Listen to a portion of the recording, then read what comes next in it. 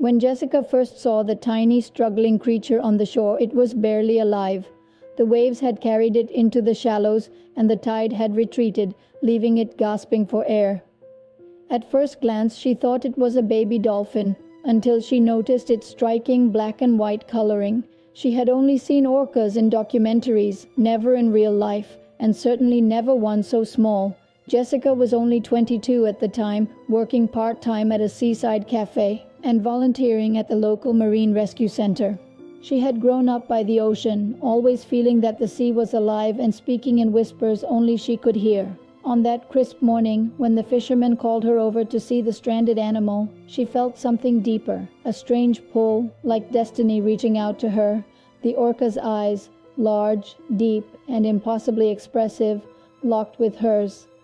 Jessica knelt beside it, placing a gentle hand on its slick, cold skin. "You're going to be okay," she whispered, not knowing if she was promising something she could actually deliver. With the help of a few volunteers, they managed to keep the baby orca wet and breathing until a rescue truck from the Marine Center arrived. But something unexpected happened. Once the truck was ready to take it to the facility, the little orca wouldn't calm down unless Jessica was right there. It thrashed and squealed until she climbed into the tank beside it, letting her hand rest on its back.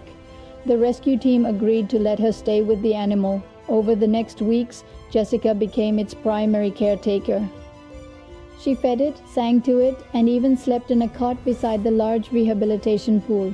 Somewhere between the early morning feedings and the quiet evenings when the stars reflected in the water, Jessica named it Orca. Simple, but to her, it felt powerful. Months passed, and Orca grew stronger.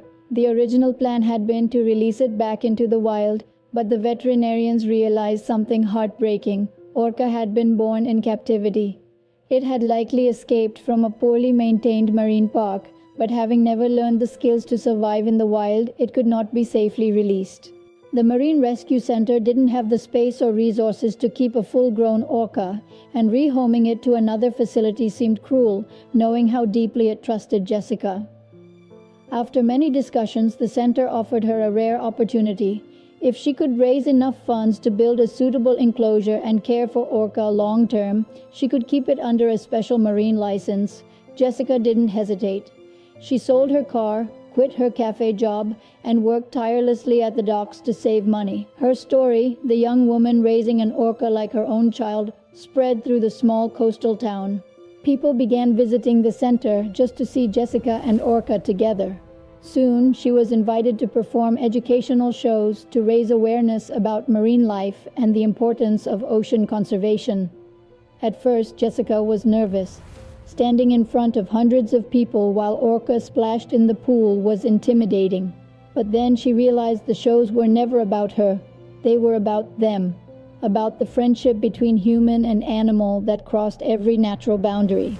Orca would leap high into the air on her signal, dive deep, and even nudge her gently through the water during synchronized swimming routines. Children in the audience would gasp in delight, their faces lighting up with wonder. The shows became a sensation. Tourists traveled from faraway cities to see the young woman and her orca perform. Local businesses flourished and donations poured in. Jessica earned more than she had ever imagined, but wealth was never her goal. Every month, after covering the costs of Orca's food, medical care, and the maintenance of the large saltwater pool, Jessica would take what remained and visit the orphanage on the edge of town. She would bring clothes, school supplies, and sometimes even take the children to see Orca for free. To Jessica, their laughter was as important as the sound of Orca's playful whistles. Years went by, and the bond between Jessica and Orca only deepened. Orca grew massive, powerful, and graceful, yet never once showed aggression toward Jessica. She trusted her completely. In turn, Jessica dedicated her life to Orca's happiness, refusing lucrative offers from marine parks that wanted to buy the orca for millions. One rainy evening, after the last visitors had gone and the water in the pool rippled under the soft glow of the lights, Jessica sat by the edge, her feet dangling just above the surface.